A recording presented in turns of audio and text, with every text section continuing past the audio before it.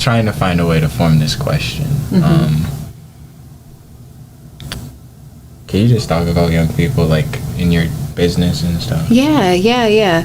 I get what you, like, just period. What about young people? And sometimes it's just okay to ask that question, like, what about young people? Like, even if it's not a full thought out, like, detailed question or specifically about a particular part of young people's existence, like, what about young people, And so thank you for asking that, raising that. Young people are important to me, right? I think you know that. Y'all are some of my favorite people. I get the most joy when being around young people.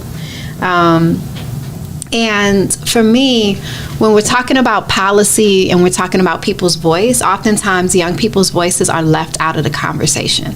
They're not even included in policy decisions. Like, how often have you seen a legislator come to you and say, hey, Kadir, or hey, come to your class, or create a youth forum where they're asking you, well, what do you think about, healthcare? Or what do you think about youth programs? Like, how many times do people come to you? None. And I want to see that changed. I have a theory that it doesn't matter if you can vote. It matters if you live in the place and you care about the place.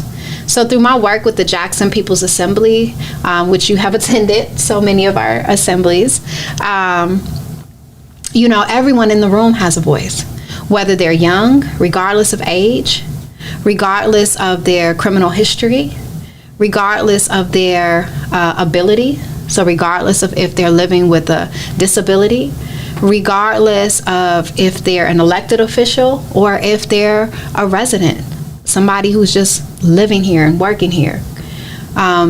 Everybody has a voice as long as they care about the place and that they are looking to improve the quality of life for everyone that's involved.